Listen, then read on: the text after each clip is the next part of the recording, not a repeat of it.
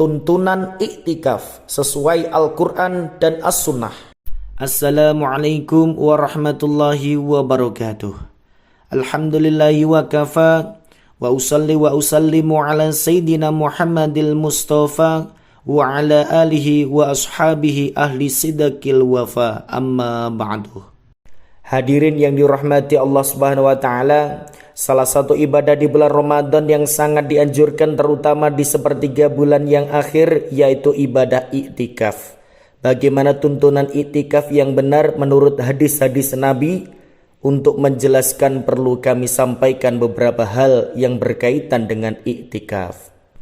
Pengertian iktikaf menurut bahasa artinya berdiam diri dan menetap dalam sesuatu. Sedang pengertian iktikaf menurut istilah di kalangan para ulama terdapat perbedaan. Ulama Hanafi berpendapat iktikaf adalah berdiam diri di masjid yang biasa dipakai untuk melakukan sholat berjamaah.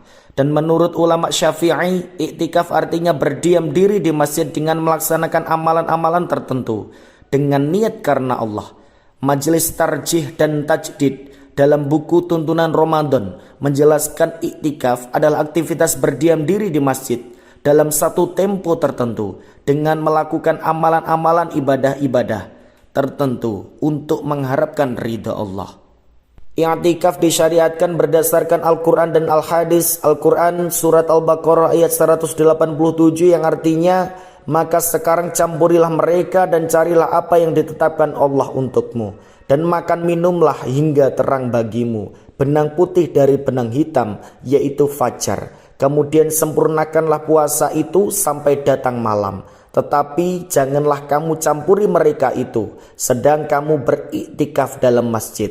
Itulah larangan Allah, maka jangan kamu mendekatinya. Demikianlah Allah menerangkan ayat-ayatnya kepada manusia supaya mereka bertakwa. Quran surat Al-Baqarah ayat 187. Dari hadis riwayat Aisyah radhiyallahu anha, artinya bahwa Nabi sallallahu alaihi wasallam melakukan iktikaf pada hari ke-10 terakhir dari bulan Ramadan. Beliau melakukannya sejak datang di Madinah sampai beliau wafat. Kemudian istri-istri beliau melakukan iktikaf setelah beliau wafat. Hadis riwayat Muslim.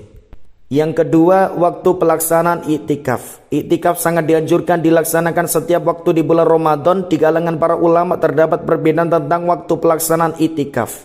Apakah dilaksanakan selama sehari semalam 24 jam atau boleh dilaksanakan dalam beberapa waktu saat?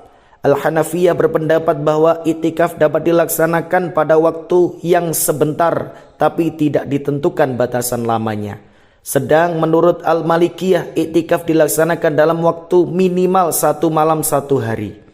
Dengan memperhatikan pendapat di atas dapat disimpulkan bahwa iktikaf dapat dilaksanakan dalam beberapa waktu tertentu.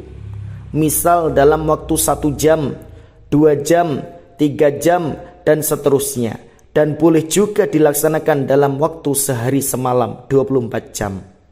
Yang ketiga, tempat pelaksanaan iktikaf. Di dalam Al-Quran surat Al-Baqarah ayat 187 dijelaskan bahwa iktikaf dilaksanakan di masjid.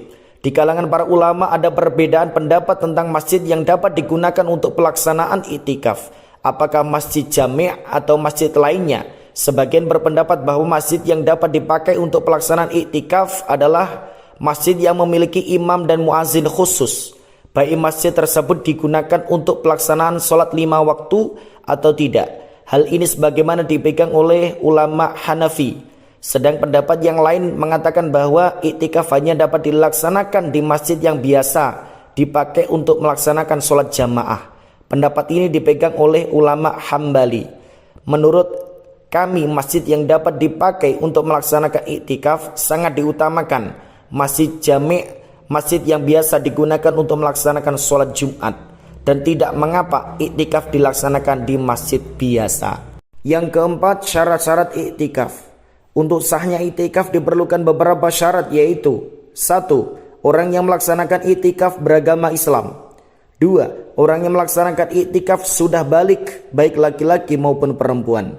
3. Iktikaf dilaksanakan di masjid, baik masjid jami' maupun masjid biasa. 4. Orang yang melaksanakan iktikaf hendaklah memiliki niat iktikaf. Yang kelima, orang yang beriktikaf tidak disyaratkan puasa. Artinya, orang yang tidak berpuasa boleh melakukan iktikaf. Yang kelima, hal-hal yang perlu mendapat perhatian bagi orang yang beriktikaf. Para ulama sepakat bahwa orang yang melakukan iktikaf harus tetap berada di dalam masjid, tidak keluar dari masjid.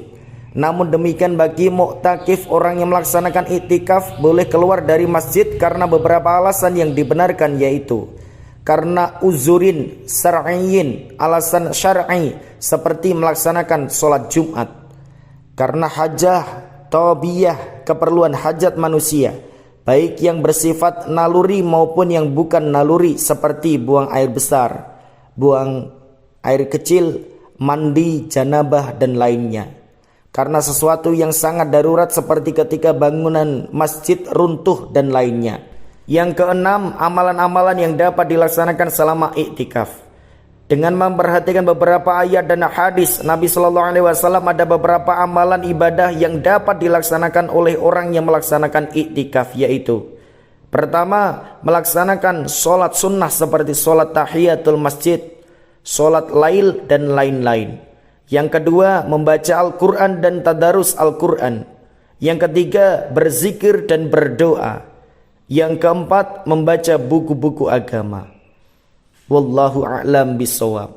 Mungkin itu yang dapat saya sampaikan. Apabila ada kurang lebihnya mohon maaf. Akhiran, wassalamualaikum warahmatullahi wabarakatuh.